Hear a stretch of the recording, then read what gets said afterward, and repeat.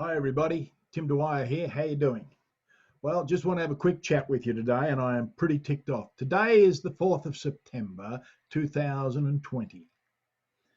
Australia will long remember, I believe, the 5th of September for whatever reason.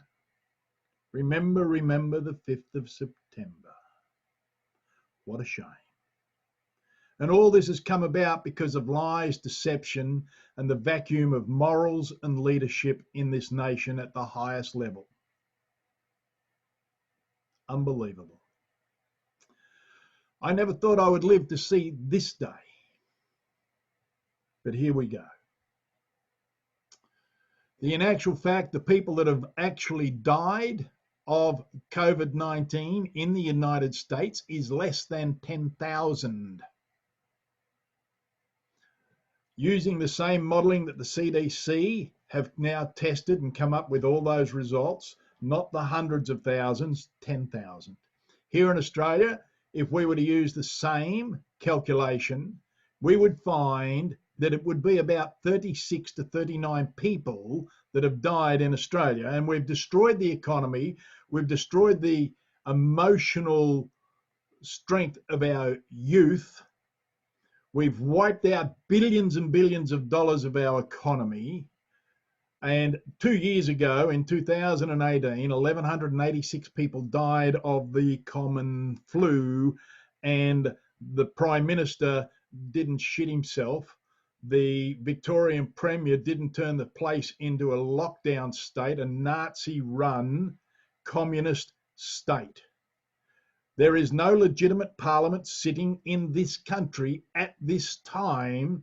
The premiers are all having their own brain fart, making up rules, not laws, rules as they go, giving authority to the health ministers and senior health officers who are taking on wrong information by the truckload just so as that they keep earning more money. Nursing homes reporting COVID deaths that aren't COVID deaths so as that they get paid more money. The corruption is unfathomable. It is crazy. The biggest slum in the world in India per head of population are so far ahead of Australia, it's ridiculous. They shut the COVID virus down in the biggest slum with no social distancing, no lockdown. They use communal toilets. Like, come on. And we're supposed a civilized, progressive nation. We have a vacuum of intelligence at every level in the bureaucracy. We have a vacuum of absolute leadership in this country. There is not one politician in this country that deserves the term honourable, because they are in actual fact the absolute opposite. Total dishonourable for what you have done and what you have failed to do. You have failed to listen to so many really good reports. You failed miserably when you outlawed the malaria medicine, and I've used that term because I can't pronounce the name of the stuff, hydroxychloroquine or whatever it is, and you made that illegal. And then Victoria, I think it was, put it on the poisons list. So as what, Daniel? You could oversee the death of more of your elderly citizens? Is that your get-off point? Is that what you go home tonight and really get yourself excited about, is the deaths? You sick piece of excrement. You know, you can probably figure it out. I'm a bit angry, but I'm angry about the church as well, the good church, the good Christian church. It has been brought to my attention that one of the major leaders of a huge Pentecostal movement in this country, good Christians, Pentecostal Christians, the head of it, he is going to line himself up to be amongst the first to make sure he gets the vaccination so as that his church can come back together again. What manner of gutless, faithless person are you? You have bowed down to a new God. What, your God does not have the ability to beat a bug? Like, serious? That's the level of your faith?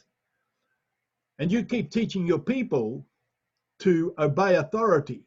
Well, let me give you a little education. And for you folk who aren't Christians, I don't mean to rag on about this, but this might help a little bit in your world too. In the scriptures, we're instructed for the women to obey their husbands as their husbands would obey Christ. If the husband does not obey Christ, the wife does not have to obey the husband. So it is in leadership. If the leadership is not under the mantle of Christ, the justice of Christ, then the follower must not follow that leader. Get up off your knees, you gutless people, and walk the way that Christ would walk, in faith without fear.